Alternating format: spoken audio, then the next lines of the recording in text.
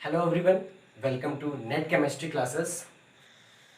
हम लोगों ने प्रीवियस लेक्चर में डिस्कस किया था CSIR नेट के कुछ इम्पॉर्टेंट टॉपिक्स और साथ में अवनीश सर के साथ आप लोगों ने डिस्कस किया था जो आपका एग्जामिनेशन पैटर्न होगा। अब हम लोग आज से स्टार्ट करेंगे अपनी फिजिकल केमिस्ट्री को लेकर के जो लेक्चर सीरीज होगी वो स्टार्ट कर देंगे। जो हमारा पहला टॉपिक होगा फिजिकल केमिस्ट्री से वो होगा क्वांटम केमिस्ट्री। CSIR नेट के पॉइंट ऑफ व्यू से क्वांटम केमिस्ट्री जो हमारा टॉपिक होगा वो बहुत इंपॉर्टेंट होगा, जो सबसे ज़्यादा वेटेज कवरेज लेगा हमारे CSIR के एग्ज़ाम में। मीन सबसे ज़्यादा जो क्वेश्चंस होंगे वो हमारे क्वांटम केमिस्ट्री से होंगे। हम लोग क्वांटम केमिस्ट्री बेसिकली बिल्कुल स्टार्ट से पढ़ना स्टार्ट करेंगे। ओके, जो हमारे टॉपिक्स होंगे क्वांटम केमिस्ट्री में वो हम लोग स्टार्ट करेंगे। जस्ट पास्टुलेट है आपके, साथ में कम्यूटेटर होगा आपका, ऑपरेटर्स पढ़ेंगे हम लोग। इसके बाद हम लोग मैकेनिकल मॉडल्स पे आएंगे, तब पढ़ेंगे आपका होगा पार्टिकल इन ए बॉक्स होगा आपका। साथ में पढ़ेंगे हम लोग सिंपल हार्मोनिक ऑक्सीलेटर SHO। उसके बाद हम लोग पढ़ेंगे रोटेटर होगा आपका, हाइड्रोजन एटम है। इसके साथ हम लोग जब एंड में आएंगे तब पढ़ेंगे आपके कुछ अप्रॉक्सीमेशन मेथड्स, क्योंकि हम लोग जब क्वांटम मैकेनिक्स में बात करेंगे तब हम लोग सिर्फ अप्रॉक्सीमेट करेंगे वैल्यूज़ को, ठीक है। तो लास्ट में उनके करेक्शन के लिए कुछ अप्रॉक्सीमेशन मेथड्स पढ़ेंगे, जिनमें से हम लोग को पढ़ना होगा हैकेल अप्रॉक्सीमेशन। ओके, साथ में पढ़ेंगे हम लोग पर्टर्बेशन थ्योरी। ओके, तो बट इन सारे टॉपिक्स को पढ़ने के लिए हम लोगों को बेसिकली जो एलिमेंट्री मैथमेटिक्स है या बेसिक मैथमेटिक्स है उसके कुछ फार्मूलाज को यूज़ करना पड़ेगा रेगुलरली। ओके, उसके लिए हमको इंटीग्रेशन आना चाहिए बेसिक, उसके लिए हमको डिफ्रेंशिएशन के कुछ टॉपिक्स आने चाहिए, ठीक है। साथ में इसके साथ हम लोगों को ज़रूरत पड़ेगी कुछ ट्रिग्नोमेट्रिक रेशियोज और ट्रिग्नोमेट्रिक फंक्शंस की, ठीक है।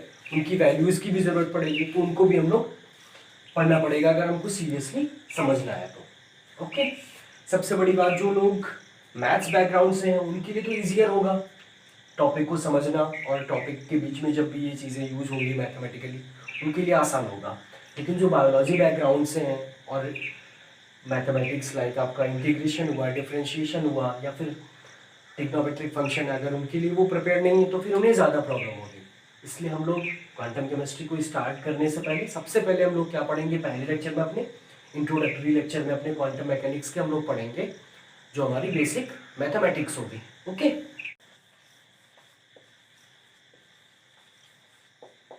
सिंपली हम लोग सीखेंगे डिफरेंशिएशन, बहुत ही सिंपल होगा, टेंशन की बात नहीं है, बहुत आसानी से हम लोग सीख लेंगे, ठीक है। तो जो डिफरेंशिएशन है हमारा उसके लिए ऑपरेटर जो होता है उसका वो होगा आपका d/dx। ओके, इसके लिए जो ऑपरेटर होगा हमारा वो होगा d/dx, ठीक है। जब भी हम बोलेंगे डिफरेंशिएशन मीन्स इसके लिए क्या ऑपरेटर यूज करेंगे हम लोग, d/dx। मान लेते हैं हमारा एक फंक्शन दिया हुआ है x⁴n, ठीक है। तो इसके लिए जो वैल्यू होगी वो होगी हमारी x⁴n-1। हमारा फंक्शन है x⁴n, तो उसकी वैल्यू आएगी, अगर हम उसको डिफरेंशिएट करेंगे वो वैल्यू आएगी n(x⁴n-1)। मीन्स जो हमारी पावर होगी वो हम लोग स्टार्टअप में ले लेंगे और साथ में पावर को 1 से सब्सट्रैक्ट कर देंगे। ओके, ये हमारा बेसिक फार्मूला होगा फर्स्ट जो हम लोग डिफरेंशिएशन में यूज करेंगे। ओके, इसके साथ हम लोग डिस्कस करेंगे एक और फार्मूला एक्सपोनेंशियल टर्म्स को लेकर के। Okay, d/dx of e⁴ax। Okay, इसके लिए जो हमारा रिजल्ट आएगा मीन्स एक्सपोनेंशियल टर्म को जब हम लोग डिफरेंशिएट करेंगे तो उसका क्या रिजल्ट होगा, इसके लिए रिजल्ट आएगा जो हमारा फंक्शन है वो एक बार हम लोग सेम एज इट इज लिखेंगे। ओके, ठीक है। साथ में जो x होगा इसका जो कोफिशिएंट होगा इसको इस एक्सपोनेंशियल टर्म के साथ मल्टीप्लाई कर लेंगे, बस इतना आपको याद रखना है, ठीक है। जब इसको हम लोग डिफरेंशिएट करेंगे तो जो हमारा एक्सपोनेंशियल टर्म किसी भी टाइप का होगा एक्सपोनेंशियल टर्म वो एज इट इज रहेगा। साथ में जो x का कोफिशिएंट होगा मीन्स x के जो पहले लिखा होगा उसको हम लोग इसके साथ एक्सपोनेंशियल टर्म के साथ मल्टीप्लाई कर लेंगे। ओके, बस इतना आपको याद रखना है। इसमें से बेसिकली कुछ जनरल डिफरेंशियल होते हैं, हमको याद रखने हैं कि जो हमारा कोई अगर कांस्टेंट टर्म होगा उसका डिफरेंशियल हमेशा 0 होता है। मीन्स अगर हम लोग ये करें d/dx of a constant term c तो उसकी वैल्यू क्या हो जाएगी 0। कांस्टेंट टर्म मीन्स आपका कोई न्यूमेरिकल वैल्यू होगी, लाइक आपका 2 है, 3 है, 5 है, ठीक है। ऐसे टर्म्स का अगर हम डिफरेंशिएशन करेंगे या फिर डिफरेंशियल लेंगे तो उसकी वैल्यू क्या हो जाएगी, हमेशा 0 होगी। ओके, इस चीज को ध्यान रखिएगा। इसके साथ साथ हम लोग पढ़ेंगे बेसिकली जो हमारे लिए इंपॉर्टेंट फार्मूला होगा, साथ में हम लोग पढ़ेंगे D upon D X of means differential coefficient of sine x. इसकी वैल्यू होगी, ये आपको लर्न रखनी है, आपके माइंड में अपने रखनी है। साइन एक्स का डिफरेंशियल कोफिशिएंट जो होगा वो होगा हमारा कॉस एक्स। ओके, इसके साथ हम लोग पढ़ेंगे D upon D X of cos x, इसकी वैल्यू होगी हमारी minus of sine X. Okay, ये दोनों जो हमारे ट्रिग्नोमेट्रिक डिफरेंशियल है, इनको आप अच्छे से ध्यान रखिएगा, इनका बहुत ज्यादा यूज आएगा हमारे क्वांटम मैकेनिक्स में, हम जब लोग पढ़ रहे होंगे टॉपिक्स अपने। D upon D X of sine X is equal to cos X and D upon D X of cos X is equal to minus of sine X. Okay, यहाँ पर आपका माइनस साइन एक्स होगा, इस चीज को आप ध्यान रखिएगा। तो हम लोग इनको डिस्कस कर लेते हैं, थोड़ा सा समझ लेते हैं इनके बारे में एक एक एग्जाम्पल के साथ। बस जैसे आप हम लोग ले लेते हैं फर्स्ट केस को लेकर के, ठीक है। मान लीजिए हमारा एक फंक्शन दिया हुआ है एफ एक्स, जिसकी वैल्यू है X to the power of 5, ठीक है। अगर इसको डिफरेंशिएट करना है हमको, F X is equal to X की पावर 5, अगर इसको डिफरेंशिएट करना है तो हम लोग ऐसे करेंगे, इसको हम लोग लेट कर लेंगे, let F X is equal to Y. Okay, then हमारा फंक्शन हो जाएगा Y is equal to X to the power of 5, ठीक है। जब इसको डिफरेंशिएट करना होगा तो हम लोग ऐसे करेंगे, D upon D X of, ये हमारा क्या लिखा हुआ वाई, ठीक है, is equal to D upon D X of X to the power of 5। Okay, अब यहां से आप देखिए D upon D X of X to the power 5, इसको यहां से कंपेयर करिए आप, D upon D X of X to the power of N, तो एन कितने इक्वल हो जाएगा, 5 के इक्वल हो जाएगा, ठीक है। तो इसकी वैल्यू आपकी क्या आ जाएगी डायरेक्टली, यहाँ पर एन को आपको सबसे पहले रख लेना है, ठीक है। फिर एक्स और पावर से आपको क्या करना है, 1 सब्सट्रैक्ट कर देना, मीन्स 5 माइनस 1, मीन्स इसकी वैल्यू क्या हो जाएगी आपकी 5x to the power of 4। Okay, इसकी वैल्यू क्या हो जाएगी हमारी 5x to the power of 4। कभी कभी क्या होगा, आपको कुछ टर्म्स ऐसी दी होंगी, ठीक है, जब आप डिफरेंशिएशन कर रहे होंगे, इस तरीके की कुछ टर्म्स आपको दी जाएंगी d2 अपॉन dx2, ठीक है। इस चीज को आप कैसे समझेंगे, जब d2 अपॉन dx2 दिया रहेगा तब आपको समझना है कि जो भी हमारा फंक्शन दिया हुआ है उसको आपको 2 बार डिफरेंशिएट करना है, उसको आपको 2 बार डिफरेंशिएट करना है, ठीक है। डबल डिफरेंशिएशन की वैल्यू के लिए एक बार हमने फिर से डिफरेंशिएट कर दिया इसको, ठीक है। तो एक बार इस साइड भी हम लोग डिफरेंशिएट करेंगे। ओके, बस एक पॉइंट यहाँ पर आप याद रखना कि जो कांस्टेंट टर्म का हमारा डिफरेंशिएशन होता है वो 0 होता है, ठीक है। लेकिन अगर हमारा कांस्टेंट टर्म किसी फंक्शन के साथ मल्टीप्लाइड है, ठीक है, किसी अदर फंक्शन के साथ मल्टीप्लाइड है, तो कांस्टेंट टर्म जो होता है वो डिफरेंशिएशन से बाहर आ जाएगा, ठीक है।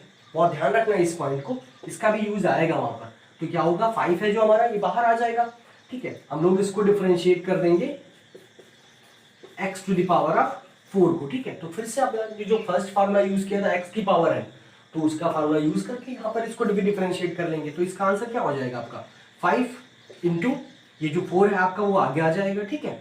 x to the power of, जो आपकी पावर है उसको क्या करना है, हमको 1 से रिड्यूस कर लेना है, तो ये क्या हो जाएगा 3, मीन्स इसका आंसर क्या आ जाएगा 5 4 जा 20x क्यूब। ओके, मीन्स अगर हम इसका d2 अपॉन dx2 निकालेंगे, fx is equal to x to the power of 5, उसकी वैल्यू हो जाएगी आपकी 20x क्यूब। ओके, और अगर हमारा d अपॉन dx निकालेंगे, ठीक है, x to the power of 5 का, तो उसकी वैल्यू हमारे पास आ जाएगी, जो हमने निकाली है वो हो जाएगी आपकी 5x to the power of 4। Okay, यहाँ पर हम लोगों ने निकाली थी ये। साथ में हम लोग देख लेंगे जो हमारा एक्सपोनेंशियल है उसको हम लोग कैसे डिफरेंशिएट करते हैं। इसके लिए एक एग्जांपल देख लेते हैं छोटा सा, ठीक है। जो हमारा एक्सपोनेंशियल होगा, आप ले लीजिए एक example D upon D X of E to the power of 5x। Okay, तो इसकी वैल्यू क्या है, हमको इसको कैलकुलेट करना है अगर, तो हमने फार्मूला देख लीजिए आप। यहाँ पर क्या है, जो हमारा एक्सपोनेंशियल फंक्शन होगा वो एज इट इज रहेगा, ठीक है। तो हम लोग e to power of 5x को एज इट इज रख लेंगे पहले, ठीक है। साथ में मैंने क्या बताया था आपको, जो x का कोफिशिएंट होगा उसको इस फंक्शन के साथ, एक्सपोनेंशियल फंक्शन के साथ मल्टीप्लाई कर लेंगे। जो भी हमारा x का फंक्शन होगा उसको एक्सपोनेंशियल टर्म के साथ मल्टीप्लाई कर लेंगे, ठीक है। तो यहाँ पर x का कोफिशिएंट है हमारे पास 5, तो 5 को यहाँ पर ला करके हम लोग मल्टीप्लाई कर लेंगे। ओके, और यही हमारा फाइनल आंसर हो जाएगा, मीन्स जो हमारा एक्सपोनेंशियल होगा वो इस तरीके से हम लोग उसको सॉल्व कर लेंगे। ओके, जो हमारा एक्सपोनेंशियल फंक्शन है उसका डिफरेंशियल हम लोग ऐसे कैलकुलेट कर लेंगे, ठीक है। तो सम अप करते टाइम हम लोग डिफरेंशियल में याद रखेंगे ये फार्मूलाज जो भी है इंपॉर्टेंट, जो ट्रिग्नोमेट्रिक फार्मूलाज हैं, साइन एक्स और कॉस एक्स, इनके डिफरेंशियल प्रोडक्ट को आप अच्छे से याद रखेंगे। तो हम लोगों ने डिफरेंशिएशन के कुछ इंपॉर्टेंट फार्मूलाज डिस्कस कर लिए। अब हम लोग इंटीग्रेशन पार्ट पर आते हैं। इंटीग्रेशन में जो भी चीजें इंपॉर्टेंट होंगी अब हम लोग उसको डिस्कस करेंगे।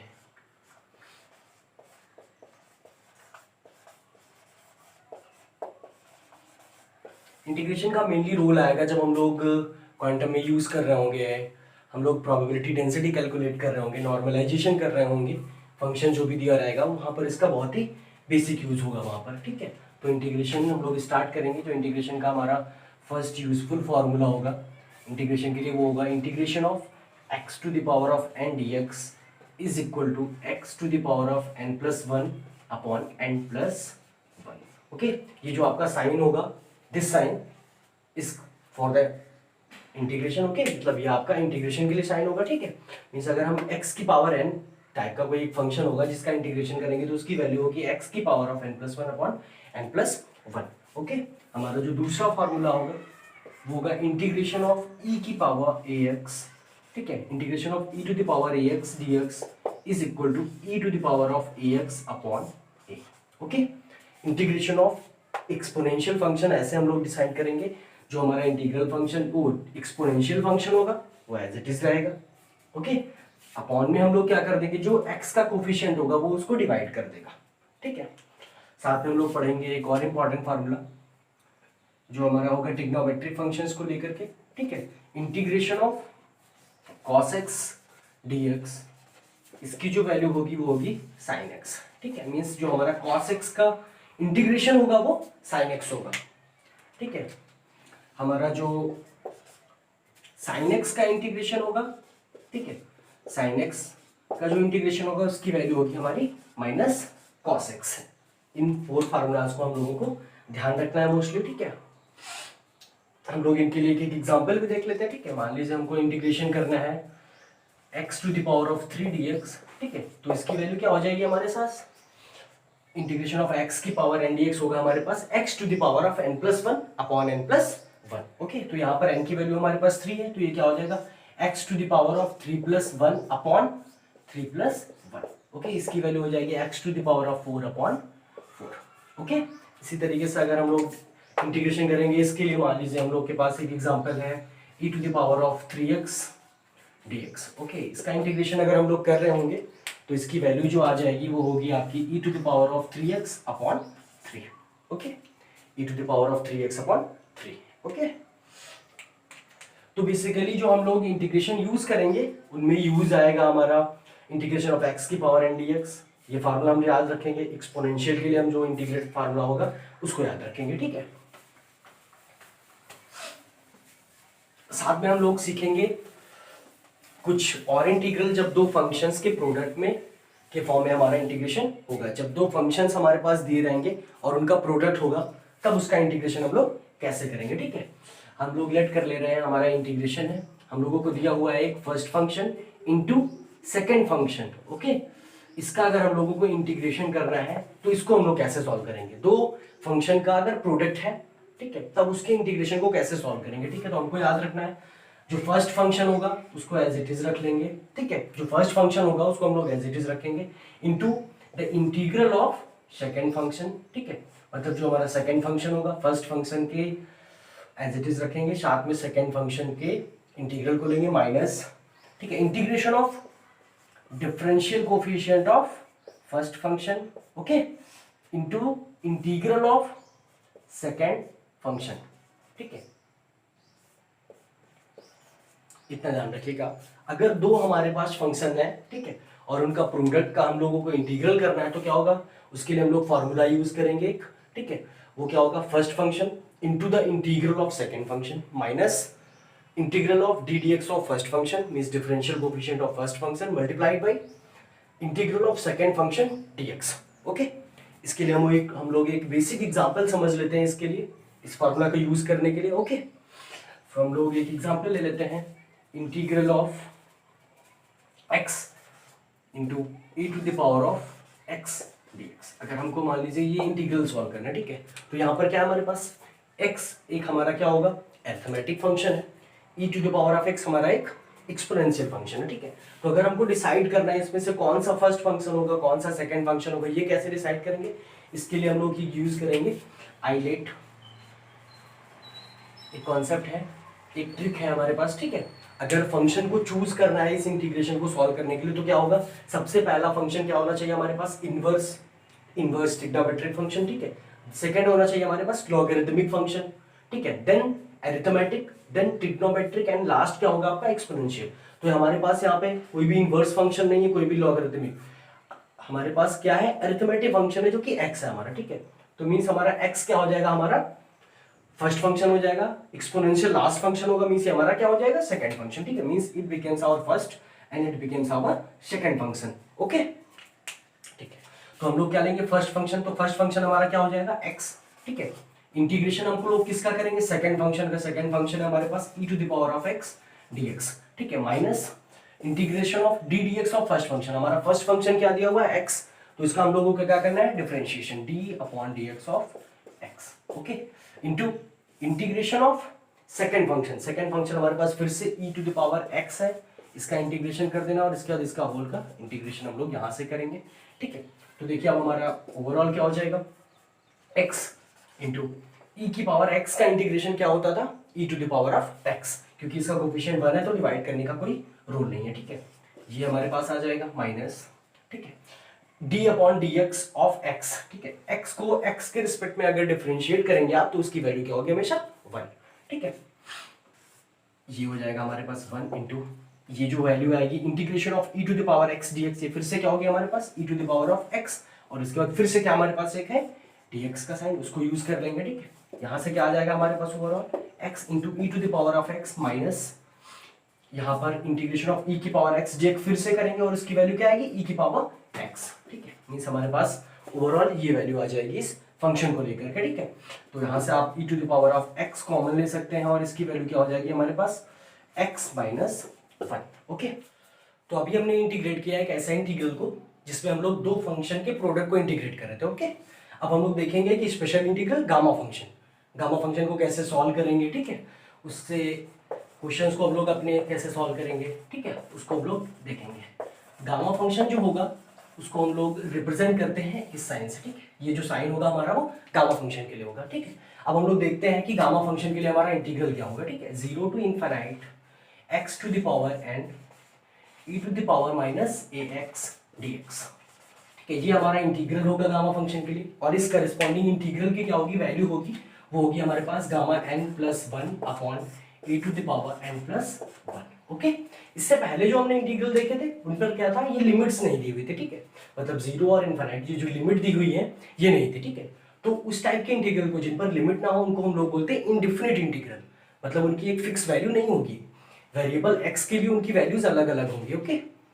लेकिन ये जो इंटीग्रल है यहाँ पर एक लिमिट्स दी हुई है, 0 है हमारे लोअर साइड पे, इसको हम लोग बोलते हैं लोअर लिमिट, इनफाइनाइट हमारा अपर साइड पे, इसको हम लोग बोलते हैं अपर लिमिट। कोई भी इंटीग्रल जिस पर लिमिट्स दी होंगी वो हमारा क्या होगा एक फिनिट इंटीग्रल, और उसकी एक फिक्स वैल्यू होगी, ठीक है। इसलिए हमारा गामा फंक्शन क्या होगा एक फिनिट इंटीग्रल होगा, ठीक है। अब गामा फंक्शन से रिलेटेड कुछ इंपॉर्टेंट रिजल्ट है उसको हम लोग देख लेते हैं, ओके। जो हमारा गामा n प्लस 1 होगा इसकी वैल्यू होती है हमारे पास n फैक्टोरियल, ओके। याद रखिएगा gamma n plus 1 is equal to n factorial, ये साइन जो है हमारा ये इसको हम लोग बोलते हैं फैक्टोरियल, ओके। ये फैक्टोरियल का साइन होगा आपका, ठीक है। और एक और हमारे पास रिजल्ट होगा n फैक्टोरियल को कैसे सॉल्व करेंगे हम लोग, n फैक्टोरियल जो होगा उसको हम लोग ऐसे सॉल्व करते हैं, ये हमारा नंबर होगा 1 2 3 4 5, ठीक है। तो ये नंबर आप लिख लीजिए पहले n, ठीक है। इसको मल्टीप्लाई करिए, इस नंबर से 1 सब्सट्रैक्ट करिए एक बार, दूसरी बार 2 सब्सट्रैक्ट करिए, ठीक है, अंटिल तब तक सब्सट्रैक्ट करते जाते हैं नंबर को जब तक ये फाइनल क्या आ जाए हमारा 1, ओके। ऐसे हम लोग अपने फैक्टोरियल को सॉल्व करेंगे। एक एग्जांपल से समझ लेते हैं, बेसिकली जल्दी समझ आ जाएगा, ठीक है। मान लीजिए हमको सॉल्व करना है 4 फैक्टोरियल, ठीक है। मान लीजिए हमको 4 फैक्टोरियल की वैल्यू निकालनी, तो कैसे निकालेंगे देखते हैं। हमारे पास जो नंबर है वो क्या है 4, तो हम लोग 4 लिख लेते हैं पहले। 4 से 1 को सब्सट्रैक्ट करेंगे क्या हो जाएगा 3, 4 से 2 को सब्सट्रैक्ट करेंगे क्या होगा 2, इसके बाद 4 से 3 को सब्सट्रैक्ट करेंगे तो क्या आ जाएगा 1। जब फाइनली 1 आ गया तो इसके बाद कुछ नहीं करना और इसी को मल्टीप्लाई कर देना, 4 3 ज़ा 12 2 ज़ा 24, मींस हमारे 4 फैक्टोरियल की वैल्यू क्या हो जाएगी 24। एक रिजल्ट और याद रखना है हम लोगों को कि जो हमारा गामा 1/2 होगा उसकी वैल्यू क्या होगी हमारे पास √π, ओके। गामा 1/2 की वैल्यू क्या होगी हमारे पास √π, ठीक है। एक इंपॉर्टेंट फार्मूला है जो हम लोग रिमेंबर करेंगे, आज तक याद रखेंगे, ठीक है, ओके। जो हमारा होगा गामा n प्लस 1 की वैल्यू क्या होगी हमारे पास n gamma n, okay. Gamma n plus one की वैल्यू हमारे पास क्या होगी, एन गामा एन, ठीक है। और ये जो root one upon two is equal to sorry gamma one upon two is equal to root pi है, इसकी जो वैल्यू होगी हम लोग इसको यूज करेंगे एसएचओ को पढ़ने के time, simple harmonic oscillator, okay, ठीक है। Gamma n plus one is equal to n gamma n, ठीक है। बेसिकली हम लोगों को इतने ही फार्मूले देखने हैं इसमें, इसको हम लोग एग्जांपल से सीख लेते हैं, बेसिकली वहां से जल्दी समझ आएगा हम लोगों को, ठीक है। देखते हैं, मान लीजिए हमारे पास एक इंटीग्रल दिया हुआ है 0 to infinite x square e to the power minus 3x dx, okay. तो आप मैच कराइए, ये पूरे गामा फंक्शन से मैच कर रहे हैं, यहाँ से n की वैल्यू क्या हो जाएगी, अगर कंपेयर करें x की पावर को तो क्या हो जाएगा, n is equal to 2, okay. और अगर एक्सपोनेंशियल पावर को कंपेयर करें तो a की वैल्यू क्या हो जाएगी यहाँ से हमारे पास 3, ओके, ठीक है। तो इसकी वैल्यू क्या हो जाएगी, gamma n plus one means n की वैल्यू 2 है, तो हमारे पास क्या हो जाएगा gamma 2 plus one upon e to the power n plus one मतलब 3 to the power 2 plus one, okay. Gamma 2 plus one क्या हो जाएगा हमारे पास, gamma 2 plus one n factorial means gamma n plus one n factorial के equal होता है, तो गामा 2 प्लस वन 2 फैक्टोरियल के इक्वल हो जाएगा, okay. 2 factorial upon 3 to the power 3, okay. 2 factorial क्या हो जाएगा हमारे पास 2 इंटू 2 माइनस 1 1, इसकी वैल्यू क्या हो जाएगी हमारे पास 2, ठीक है। तो 2 into 1 upon 3 to the power 3, okay. ये क्या हो जाएगा हमारे पास 2 अपॉन 3 टू द पावर 3, मतलब ये जो हमारा इंटीग्रल था पर्टिकुलर, इसकी वैल्यू क्या आ गई हमारे पास 2 upon 3 to the power 3, okay. एक हम लोग देख लेते हैं इस फार्मूले का हमको यूज कब करना है, gamma n plus one is equal to n gamma n, ठीक है। तो बेसिकली याद रखना है इस फार्मूले का हम लोग यूज कब करेंगे, जब हम लोग ऐसे फैक्टोरियल की वैल्यू निकालेंगे जो हमारे रेसिप्रोकल फॉर्म में, मतलब हमारा कोई फैक्टोरियल अगर है a अपॉन b के फॉर्म में, तो उसके लिए हम लोग वैल्यू को कैलकुलेट करने के लिए इस फार्मूले का यूज करेंगे। देखते हैं, मान लीजिए हमको गामा 5 अपॉन 2 की वैल्यू निकालनी है, ठीक है, गामा 5 अपॉन 2, तो उसको आप कैसे निकालेंगे देखते हैं हम लोग। गामा 5 अपॉन 2 को हम लोग क्या लिख सकते हैं, gamma 3 upon 2 plus 1, okay. Gamma 3 upon 2 इसको सॉल्व करेंगे तो फिर से 5 अपॉन 2 आ जाएगा, ओके।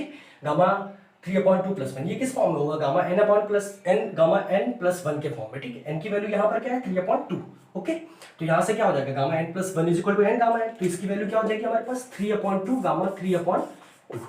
फिर से हम 3 अपॉन 2 की वैल्यू कैलकुलेट कर लेते हैं गामा की, ठीक है। तो हम लोग 5 अपॉन 2 की फाइनल वैल्यू मिल जाएगी हमको, ठीक है। तो गामा 3 अपॉन 2 की वैल्यू हम लोग कैसे निकालेंगे देखते हैं। इसको हम लोग क्या लिख सकते हैं गामा 3 अपॉन 2 को 1 अपॉन 2 प्लस 1, ओके। फिर से देखिए गामा n प्लस 1 क्या होगा हमारे पास n गामा n, तो यहाँ से n की वैल्यू क्या है 1 अपॉन 2, तो ये क्या हो जाएगा 1 upon 2 gamma 1 upon 2, okay. 1 upon 2 gamma 1 upon 2, लेकिन मैंने अभी आपको क्या बताया कि हमारे पास गामा 1 अपॉन 2 की वैल्यू होगी रूट पाई, तो क्या हो जाएगा हमारे पास 1 अपॉन 2 रूट पाई, मीन्स हमारे पास फाइनली गामा 3 अपॉन 2 की वैल्यू क्या हो जाएगी रूट पाई अपॉन 2। तो हम लोगों की गामा 5 अपॉन 2 की वैल्यू क्या थी 3 अपॉन 2 गामा 3 अपॉन 2, तो गामा 3 अपॉन 2 की हमारी वैल्यू क्या है रूट पाई अपॉन 2, तो इसको हम लोग मल्टीप्लाई कर देंगे रूट पाई अपॉन 2 से, ओके।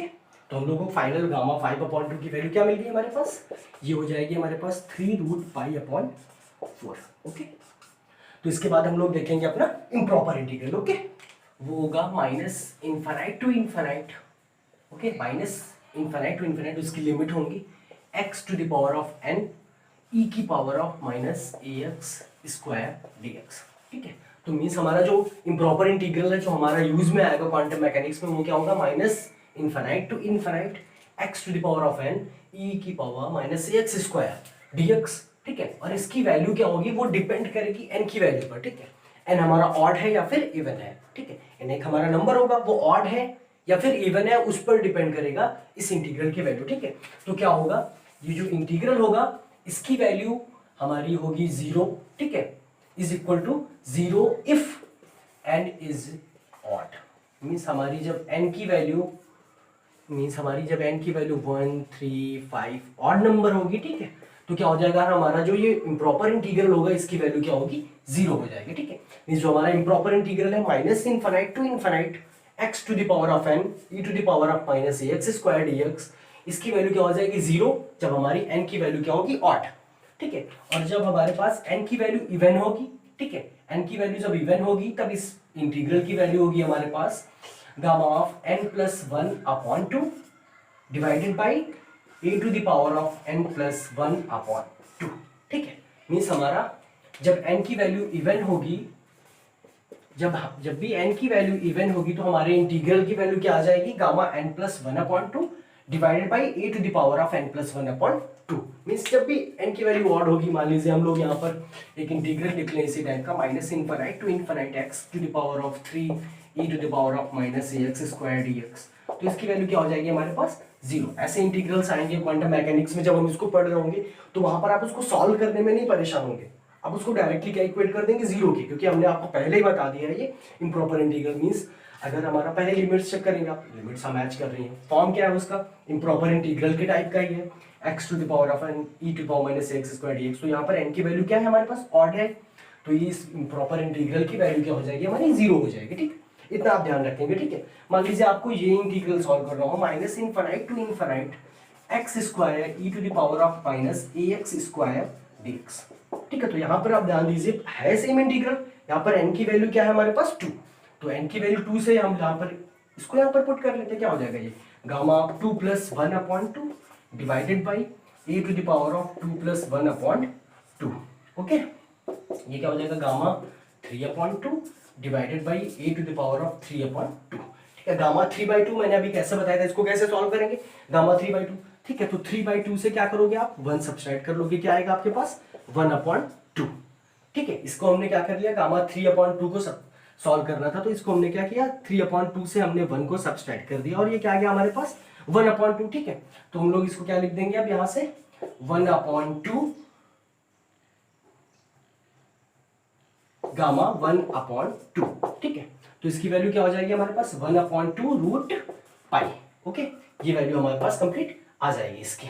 ठीक है ना, तो हम लोग इस वैल्यू को यहाँ पर पुट कर लेंगे, तो हमारा इसकी वैल्यू क्या आ जाएगी ओवरऑल गामा 3/2 की वैल्यू हमारे पास क्या हो गई 1/2 root pi okay upon a to the power of 3/2। ठीक है, तो ये हमारी इस इम्प्रॉपर इंटीग्रल की क्या होगी वैल्यू आ जाएगी। यहाँ से इजी क्या हो जा रहा है हमारे लिए, अभी हम लोग इसको आइलेट से सॉल्व कर रहे होते तो बहुत ही टिपिकल हो जाता हमारे लिए। ठीक है, वहां पर हमको बार बार लिमिट्स रखनी पड़ती, लेकिन यहाँ से क्या हो गया इस इम्प्रॉपर इंटीग्रल जो हमने समझ लिया, इससे क्या हो गया अगर n की वैल्यू ऑड है और इसी फॉर्म का इंटीग्रल तो वो 0 हो जाएगा, और अगर इवन होगा तो वो बहुत ही इजीली सॉल्व हो जाएगा अगर हमको गामा फंक्शन आता है। ओके, ठीक है, अब इंटीग्रेशन का जो भी पार्ट था, जो भी इंपॉर्टेंटली यूज होना है हमारे क्वांटम मैकेनिक्स के लिए, वो हमने समझ लिया है। ठीक है, अब इसके बाद हम लोग देखते हैं थोड़ा सा ट्रिग्नोमेट्रिक फंक्शंस जो भी हमको यूज करने हैं, ट्रिग्नोमेट्रिक वैल्यूज जो है या ट्रिग्नोमेट्रिक फार्मूले जो हम लोग यूज करेंगे वहां पर क्वांटम मैकेनिक्स में। ठीक है, तो ट्रिग्नोमेट्रिक फंक्शंस में जो हम लोग यूज करेंगे वो साइन और कोसाइन बहुत ही ज्यादा यूज होंगे वहां पर। ठीक है, तो सबसे पहले हम लोग देख लेते हैं उन ट्रिग्नोमेट्रिक फंक्शंस के कुछ फॉर्मूलेज जो हमारे वहां पर यूज होने वाले हैं क्वांटम मैकेनिक्स में, ट्रिग्नोमेट्रिकल फॉर्मूलेज। ओके, तो जो हमारे फॉर्मूले हैं ट्रिग्नोमेट्रिक के वो कुछ ऐसे होंगे, cos 2x इसकी वैल्यू क्या हो जाएगी हमारे पास, cos 2x की वैल्यू होगी 1 minus 2 sine square x. Okay, इसकी एक और वैल्यू होगी 2 cos स्क्वायर एक्स माइनस 1। ठीक है, cos 2x की वैल्यू क्या होगी 1 minus 2 sine square x upon उस या फिर 2 cos स्क्वायर एक्स माइनस 1। ठीक है, इसी तरीके से हम लोग देखेंगे साइन 2x। ठीक है, इसकी भी जो वैल्यू होगी वो क्या होगी 2 साइन एक्स cos x। ठीक है, तो ये जो दो इंपॉर्टेंट फार्मूले इनको आप याद रखेंगे, इनका हम लोग यूज करेंगे। cos 2x की वैल्यू क्या हो जाएगी हमारे पास 1 माइनस 2 साइन स्क्वायर एक्स, और साथ में इसकी एक और वैल्यू होगी वो क्या होगी 2 cos square x minus 1। Depending upon the question हम लोग इसको यूज करेंगे और हम लोग इसको वहीं पर समझ लेंगे, आप इसको बस माइंड में रखिएगा वैल्यूज को। साइन 2x की वैल्यू क्या होगी हमारे पास 2 साइन एक्स और cos x, 2 sine x into cos x। ठीक है, कुछ और फार्मूले होंगे जो हम लोग यूज करेंगे बेसिकली। ठीक है, वो होंगे हमारे पास cos of a plus B. Okay, cos a plus B की वैल्यू जो होगी हमारे पास, cos a प्लस बी की वैल्यू होगी जो वो होगी cos a cos b minus sine a sine b। ठीक है, cos a cos b minus sine a sine b। ठीक है, cos of a minus b इसकी वैल्यू हो जाएगी हमारे पास cos of a minus b, इसकी वैल्यू होगी हमारे पास cos a cos b plus sine a sine b। Okay, ये वैल्यू क्या हो जाएगी हमारे पास cos a cos b plus sine a sine b। इसी तरीके से हम लोग यूज कर लेंगे साइन a प्लस b का फॉर्मूला जो होगा, साइन a प्लस b के फॉर्मूले की जो वैल्यू होगी वो क्या होगी हमारे पास sine a cos b plus cos a sine b। Okay, sine a minus b हमारे पास इसकी वैल्यू क्या आ जाएगी, साइन a माइनस b होगा हमारे पास sine a cos b minus cos A sine B. Okay, ये हो जाएगा। ये जो फार्मूलेज हैं आप इनको रिमाइंड में रखिएगा, माइंड में रखिएगा, इनका यूज़ करेंगे हम लोग जब भी हम लोग क्वांटम मैकेनिक्स के डेरिवेशंस कर रहे होंगे या फिर उनके क्वेश्चंस को सॉल्व कर रहे होंगे। ठीक है, कुछ ट्रिग्नोमेट्रिक वैल्यूज भी होंगी जो हम लोगों को याद रखनी है। ठीक है, बहुत सारी ट्रिग्नोमेट्रिक वैल्यूज होती हैं, हम लोगों को कुछ सिर्फ साइन और कॉस की ट्रिग्नोमेट्रिक वैल्यूज जो होंगी वो याद रखनी होंगी। ठीक है, वेरियस एंगल पर हम लोग साइन और कोसाइन फंक्शंस की वैल्यू को रिमेंबर कर लेंगे। ठीक है, साइन और कॉस डिफरेंट एंगल पर इनकी क्या वैल्यूज होती हैं। ठीक है, और वो इम्पॉर्टेंट भी होंगी क्योंकि लिमिट्स को रखने के टाइम हम लोगों को यूज में आएंगे। ओके, 0 डिग्री पर, 30 डिग्री पर, ठीक है, 45, 60, 90, 180 एंड 360। ठीक है, इन डिफरेंट एंगल्स पर जो इसकी वैल्यू होंगी साइन और कोसाइन फंक्शंस की वो हम लोग लर्न कर लेंगे। 0 डिग्री पर जो साइन की वैल्यू होगी वो 0 होगी, 30 पर होगी वो वैल्यू होगी आपकी हाफ। ठीक है, 45 पर होगी वो वैल्यू आपकी 1/√2, साथ में 60 पर हो जाएगी वो वैल्यू √3/2 और 90 पर 1 वैल्यू होगी और 180 और 360 पर 0 वैल्यू होती है। ठीक है, आप याद रखिएगा 90 से जब 0 पर कॉस पे आएंगे तो यहाँ पर क्या करेंगे, वैल्यूज को रिवर्स कर लेंगे। आप यहाँ से 1 को यहाँ पर लिख लीजिए, उसके बाद √3/2 को लिख लीजिए। ठीक है, यहाँ पर क्या लेंगे 1/√2 और ये 1/2 यहाँ पर आ जाएगा, साथ में यहाँ पर 0। ठीक है, कॉस इंटरेस्टिंग होगा, जब 180 होगी इसकी वैल्यू तब यहाँ पर क्या होगी इसकी वैल्यू -1 और जब 360 होगी तो इसकी वैल्यू क्या होगी +1। ठीक है, तो कुछ और इंपॉर्टेंट मैं रिजल्ट बता रहा हूँ आपको। ठीक है, आप उसको ध्यान रखिएगा। जो साइन n पाई होगा हमारा, साइन n पाई की वैल्यू हमेशा क्या होगी 0। ठीक है, for n is equal to 0, 1, 2, 3, n की वैल्यू कुछ भी हो, n पाई की वैल्यू हमेशा 0 होगी। ठीक है, जो हमारा cos n पाई होगा, ठीक है, cos n पाई होता है जो हमारा, ठीक है, उसकी वैल्यू क्या होगी -1। ठीक है, इफ n ऑड, ठीक है, अगर हमारा n ऑड है तो cos n पाई की वैल्यू -1।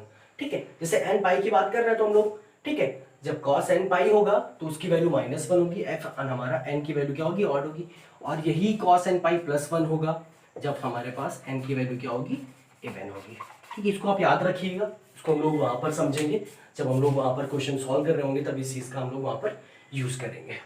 ठीक है, हमने ट्रिग्नोमेट्रिक फॉर्मूलेज भी देख लिए और जो रेशियोज थे ट्रिग्नोमेट्रिक वो भी समझ लिए। तो अब हम लोग मूव करेंगे, जो हमारे नेक्स्ट टॉपिक है सिमेट्रिकल और एंटी सिमेट्रिक वेव फंक्शंस जो होते हैं हमारे। ठीक है, सिमेट्रिक और एंटी सिमेट्रिक वेव फंक्शंस को समझ लेंगे और मोस्टली हमारा जो मैथमेटिकल कॉन्सेप्ट है बेसिक क्वांटम मैकेनिक्स में जो यूज होंगे क्वांटम केमिस्ट्री में वो कंप्लीट हो जाएंगे। Symmetric and anti symmetric wave functions. Okay, आपने मैथमेटिकली बहुत सारे फंक्शन पढ़े होंगे, आपने अपनी लोअर क्लासेस में पढ़े होंगे फंक्शंस क्या होते हैं। ओके, हम लोग कोई भी नॉर्मल फंक्शन होगा उसको कैसे डिनोट करते हैं, fx से। ओके, कोई भी फंक्शन होगा उसको हम लोग डिनोट करते हैं fx से। Let fx is equal to y, हमने लेट कर लिया fx is equal to y, तो हम लोग क्या बोलते हैं जो हमारा fx है एक ये फंक्शन है जहां पर क्या होगा x हमारा क्या होता है वेरिएबल होगा। ठीक है, x क्या होगा वेरिएबल होगा, मींस एक फंक्शन है उसमें x क्या है हमारा वेरिएबल, मींस x की अलग अलग वैल्यूज के लिए जो हमारे वेव फंक्शन जो है हमारा y उसकी अलग अलग वैल्यूज आएंगे। ठीक है, तो बहुत सारे फंक्शंस होते हैं, आपने डिफाइन किए होंगे, पढ़े होंगे आपने। x² है आपका ट्रिग्नोमेट्रिक में है, जैसे cos x है आपका sin x है। ओके, लॉगरिथमिक फंक्शन है लाइक आपका log x है। ओके, ठीक है, बहुत सारे फंक्शंस पढ़े होंगे आप लोगों ने, तो इनमें से हम लोग चेक करेंगे कुछ इंपॉर्टेंट सिमेट्रिक और एंटी सिमेट्रिक वेव फंक्शंस। ठीक है, कुछ important symmetric and anti symmetric wave functions जिनका हम लोग यूज करेंगे क्वांटम केमिस्ट्री में। ओके, तो हम लोग देखते हैं कि सिमेट्रिक वेव फंक्शन हमारा क्या होता है। ठीक है, कोई भी फंक्शन है आपके पास, मान लीजिए fx है। ठीक है, एक फंक्शन था हमारे पास fx। ओके, इसकी पॉजिटिव x की पॉजिटिव वैल्यूज के लिए हम लोग मान लेते हैं उसकी वैल्यू आई y। ओके, x की हमने पॉजिटिव वेरिएबल जो है हमारा x उसकी पॉजिटिव वैल्यूज ली, उसकी फाइनल वैल्यू आई y।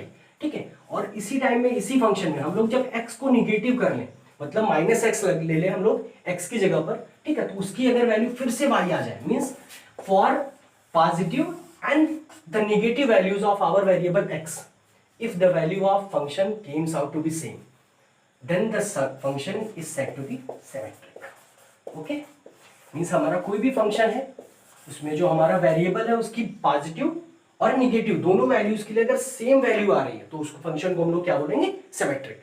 ठीक है, अभी एक एग्जांपल के थ्रू देखते हैं तो ज्यादा आसानी से समझ में आएगा आप लोगों को। ओके, आप लोग देखते हैं, मान लीजिए हमारे पास एक फंक्शन है f(x = x²। हमारा ये एक आपका एरिथमेटिक फंक्शन है। ओके, ये क्या है आपका f(x = x²। ठीक है, हम लोग इसकी वैल्यू चेक करते हैं। ठीक है, f(2) मीन्स x की वैल्यू, हमने वेरिएबल की वैल्यू जब 2 रख दी तो इसकी वैल्यू क्या आ रही है आप चेक करिए। x की जगह पे यहाँ पे 2 रखिए, उसका स्क्वायर कर लीजिए, हमारा ये फंक्शन, इसकी वैल्यू क्या हो गई 4। ठीक है, अब इसी 2 को हम लोग नेगेटिव कर लेते हैं, मीन्स क्या हो गया f(-2) की वैल्यू हम लोग चेक करते हैं क्या होगा, तो ये क्या हो जाएगा -2 का square.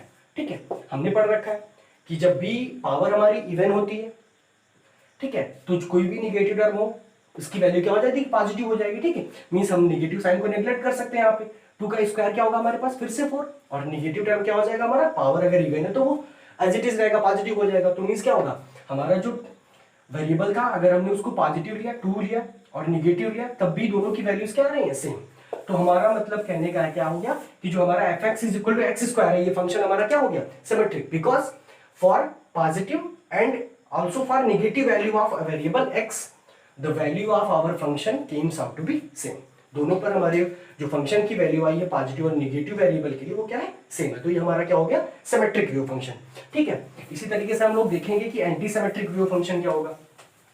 Anti symmetric view function में एक्चुअली में होता क्या है, हमने f(x) लिया, अगर उसकी वैल्यू मान लीजिए आपकी x y आ रही है, ठीक है, f(x) की वैल्यू y है, तो जब हम लोग लेंगे f(-x) तो वैल्यू क्या हो जाएगी, -y। ठीक है, देखते हैं कैसे। ठीक है, मान लीजिए हमने लिया f(x = y), ये हमारे एक फंक्शन था जिसकी x की वैल्यू पर वैल्यू आई क्या, y। ठीक है, और अगर इसी टाइम हम लोग वेरिएबल जो है हमारा उसको -x कर दें और इसकी वैल्यू क्या हो जाए, -y। ठीक है, ऐसे फंक्शन को हम लोग क्या बोल देंगे, anti symmetric wave function. Okay, ऐसे फंक्शन को हम लोग क्या बोल देते हैं, एंटी सिमेट्रिक वेव फंक्शन। ठीक है ना। ओके, इसके लिए हम लोग एग्जांपल देख लेते हैं। ठीक है, मान लीजिए आपके पास है f(x = x). ओके, हमारे पास एक फंक्शन है f(x = x). ठीक है, हम लोग लेट कर लेते हैं x की वैल्यू क्या है हमारे पास, 1। ठीक है, x की वैल्यू 1 है अगर, तो f(1) क्या हो जाएगा हमारे पास, x की 1 पर वैल्यू क्या हो जाएगी, x की जगह पे 1 रख लीजिए, आपका वैल्यू क्या हो गया, 1 ही है। ठीक है, और जब f आप -1 रखेंगे x की जगह पर -1 तो वैल्यू क्या हो जाएगी, यहाँ से f(-1) = -1 हो जाएगा हमारे पास। ठीक है, तो इससे मतलब क्या हुआ हमारा, जब x की पॉजिटिव वैल्यू थी तो हमारे जो फंक्शन की वैल्यू वो पॉजिटिव है। ठीक है, और जब हमने वेरिएबल को निगेटिव कर लिया तो वैल्यू हमारी क्या है, वैल्यू तो दोनों की सेम है लेकिन उसका साइन क्या हो गया, डिफरेंट हो गया। मतलब वो पहले पॉजिटिव था और ये क्या हो गया, निगेटिव हो गया। मींस ऐसे फंक्शन को हम लोग क्या बोलेंगे, anti symmetric wave function. Okay, एक और एग्जांपल हम लोग डिस्कस करेंगे एंटी सिमेट्रिक वेव फंक्शन का। ओके, देख लेते हैं, जैसे f(x) = है हमारे पास 2x³ + x। ओके, हमारे पास एक फंक्शन है f(x) = 2x³ + x। ठीक है, तो मान लीजिए हमारे पास, हम लोग x की वैल्यू को फिर से बना लेते हैं, तो f(1) की वैल्यू हमारे पास क्या हो जाएगी, f(1) की वैल्यू क्या हो जाएगी हमारे पास। ओके, देखते हैं इसको, 2 x की जगह पे हम लोग 1 रख लेंगे प्लस x की जगह पर 1, तो ये वैल्यू हमारे पास क्या हो गई, टोटल 1³ = 1। ये क्या हो जाएगा हमारे पास, टोटल 2 + 1 = 3। ठीक है, और इसको हम लोग देखते हैं, जब -1 रखेंगे इसकी वैल्यू को, x की वैल्यू को जब हम लोग -1 रखेंगे तो यहाँ पे क्या हो जाएगा, 2 - 1³ और प्लस -1। ओके, ये क्या हो जाएगा हमारे पास, हमने क्या बताया आपको, किसी भी नंबर की पावर अगर ऑड है और वो निगेटिव नंबर है तो उसके साथ कैसा साइन आ जाएगा, नेगेटिव। अगर यही पावर इवन होती तब ये क्या हो जाता, ओवरऑल नंबर पॉजिटिव होता, लेकिन हमारी जो नंबर है निगेटिव और उसकी पावर ऑड है तो क्या हो जाएगा, ये निगेटिव आएगा। 1 का क्यूब तो 1 होगा लेकिन क्या होगा, निगेटिव के साथ, तो क्या होगा हमारे पास, यहाँ से -2 और यहाँ से प्लस माइनस और ये क्या हो जाएगा, -1, और इसकी वैल्यू क्या आ गई हमारी, -3। मतलब जो हमारी f(1) की वैल्यू है वो क्या हो गई, आपके पास 3 हो गई। f(-1) की वैल्यू क्या हो गई, वो क्या हो गई आपकी, -3। ठीक है, तो ये क्या हो गया, हमारी जो f(1) और f(-1) की वैल्यू है वो क्या है तो सिमिलर, लेकिन क्या उनके साइन क्या है, अपोजिट है। तो ये फंक्शन हमारा क्या हो जाएगा, एंटी सिमेट्रिक वेव फंक्शन। ठीक है, ये हमारा फंक्शन कैसा हो जाएगा, anti symmetric wave function. Okay, हम लोग इसका एप्लीकेशन देखेंगे थोड़ा सा, सिर्फ जो हमारे लिए यूज में आएगा यहां से हम लोग समझ लेंगे। जो हमारे ट्रिग्नोमेट्रिक फंक्शंस होते हैं वो सिमेट्रिक होते हैं या फिर एंटी सिमेट्रिक।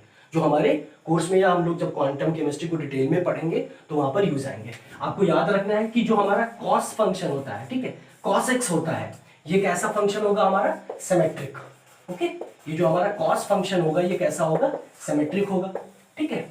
और जो हमारा साइन फंक्शन होता है, ठीक है, हमारा जो साइन फंक्शन होता है, साइन एक्स जो होगा हमारा, वो कैसा होता है फंक्शन हमारा, ये कैसा होगा, एंटी सिमेट्रिक होता है नेचर में, ठीक है। अगर हम बोल रहे हैं कि cos x जो हमारा फंक्शन है वो सिमेट्रिक, इसका मतलब ये है कि cos है आपका, आपने लिखा minus theta, cos of minus x, तो उसकी भी वैल्यू क्या होगी, हमेशा cos x होगी, ठीक है। और अगर हम लिख ले रहे हैं साइन ऑफ माइनस x, तो इसकी वैल्यू क्या हो जाएगी, माइनस साइन x। जैसे अभी हमने देखा कि जब हम लोग माइनस भी वेरिएबल ले ले रहे थे तो उसकी भी वैल्यू सेम आ जा रही थी, तो means cos of minus x is equal to cos x। तो ये कैसा हो गया हमारा, निगेटिव के साथ भी वैल्यू क्या आ रही है, पॉजिटिव के इक्वल, तो ये हमारा सिमेट्रिक हो जाएगा। ओके, ये वेव फंक्शन हमारा कैसा हो गया, सिमेट्रिक। और अगर हम लोग निगेटिव ले रहे हैं साइन के साथ तो वो निगेटिव हो जा रहा है, मतलब ये हमारा वेव फंक्शन कैसा हो जाएगा, एंटी सिमेट्रिक। ओके, ये हमारा वेव फंक्शन कैसा हो जाएगा आपका, एंटी सिमेट्रिक। ग्राफिकली हम लोग इसको समझ लेते हैं कि सिमेट्रिक और एंटी सिमेट्रिक वेव फंक्शंस के ग्राफ कैसे वेरी करेंगे। एक्स वाई कोऑर्डिनेट में हम लोग ग्राफ ड्रा कर लेते हैं एक नॉर्मल किसी भी वेव फंक्शन के लिए, ठीक है। मान लेते हैं हम लोग का ये कोऑर्डिनेट है आपका, एक्स कोऑर्डिनेट है आपका, तो ये माइनस एक्स हो जाएगा आपके लिए करस्पॉन्डिंगली, और अगर ये वाई है तो आपका ये माइनस वाई हो जाएगा, ठीक है। मान लीजिए हमारा कोई भी वेव फंक्शन है वो ऐसा है, ठीक है, हमारा कोई भी एक वेव फंक्शन है जो कि ऐसे वेरी कर रहा है। ओके, क्लियर ग्राफ नहीं बन रहा है बट हम लोगों को सिर्फ समझना है। मीन्स क्या है, एक्स की जो पॉजिटिव वैल्यूज है, x की जो हमारी पॉजिटिव वैल्यूज है उसके लिए जो हमारा y है, ठीक है, x की पॉजिटिव वैल्यूज के लिए y की वैल्यूज क्या आ रही है, पॉजिटिव आ रही है। लेकिन जैसे ही हम लोग x की वैल्यू को निगेटिव ले रहे हैं, x की वैल्यू को हमने यहाँ पर x की आपकी पॉजिटिव वैल्यूज होंगी, ओके, x की पॉजिटिव वैल्यूज यहाँ पर x की निगेटिव वैल्यूज हो जाएंगी आपकी, ठीक है। x की पॉजिटिव वैल्यूज के लिए यहाँ पर y की आपकी पॉजिटिव वैल्यूज होंगी, यहाँ पर आपकी y की निगेटिव वैल्यूज होंगी, ठीक है। ओके, x की पॉजिटिव वैल्यूज के लिए इस वेव फंक्शन की y की वैल्यू भी पॉजिटिव है, लेकिन जैसे ही हमने x की वैल्यू को निगेटिव किया तो हमारी y की वैल्यू भी निगेटिव हो गई, तो ये हमारा फंक्शन कैसा हो जाएगा, एंटी सिमेट्रिक। ऐसा कोई भी कर्व आपको मिलेगा तो आप क्या बोलोगे कि ये कैसा वेव फंक्शन है, एंटी सिमेट्रिक, ठीक है। और जो सिमेट्रिक होगा उसको हम लोग देख लेते हैं, ठीक है। मान लीजिए हमारा एक वेव फंक्शन है या फंक्शन है कोई जिसका कर्व ऐसा है, ठीक है, मान लीजिए कोई कर्व ऐसा है, ओके, एक हमारा वेव फंक्शन है जिसका कर्व ऐसा है। तो देखिए जब x की वैल्यूज यहाँ पे इस साइड पे पॉजिटिव होंगी, x की वैल्यूज, जब वैल्यूज पॉजिटिव है x की, तब हमारा वेव फंक्शन के लिए y की वैल्यूज कैसी हैं, पॉजिटिव है। लेकिन जब हमने x को निगेटिव किया, ठीक है, हमने निगेटिव साइड पर आगे x की वैल्यू को निगेटिव ले लिया, फिर भी हमारी जो y की वैल्यू है करस्पॉन्डिंगली इस कोऑर्डिनेट के अराउंड जो हमारी y की वैल्यूज है वो क्या है, करस्पॉन्डिंगली पॉजिटिव ही है। तो ये वेव फंक्शन हमारा कैसा हो जाएगा, symmetric wave function. Okay, means इस फंक्शन के लिए हमारे पास f ऑफ x क्या हो जाएगा, f ऑफ माइनस एक्स, दोनों क्या हो जाएंगे, इक्वल हो जाएंगे। लेकिन इस वेव फंक्शन में हमारे साथ क्या होगा, f ऑफ माइनस एक्स जो होगा वो क्या हो जाएगा, माइनस एफ एक्स के इक्वल हो जाएगा। ओके, ये हम लोग डिफरेंस कर लिया हम लोगों ने ग्राफिकली। ये हमारा ग्राफ होगा जो वो हमारे एक सिमेट्रिक वेव फंक्शन के लिए होगा और ये हमारा एक एंटी सिमेट्रिक वेव फंक्शन के लिए होगा। तो हम लोगों ने बेसिकली जो भी नॉर्मल मैथमेटिक्स यूज होगी हमारे क्वांटम मैकेनिक्स में उसको समझ लिया है। इसके बाद अगर कुछ थोड़ा सा टिपिकल आता है तो उसको हम लोग अपने टॉपिक को पढ़ते समय डिस्कस कर लेंगे। नेक्स्ट लेक्चर में मिलेंगे हम लोग क्वांटम केमिस्ट्री के पास्टुलेट और ऑपरेटर्स के साथ। So thank you and stay tuned with net chemistry.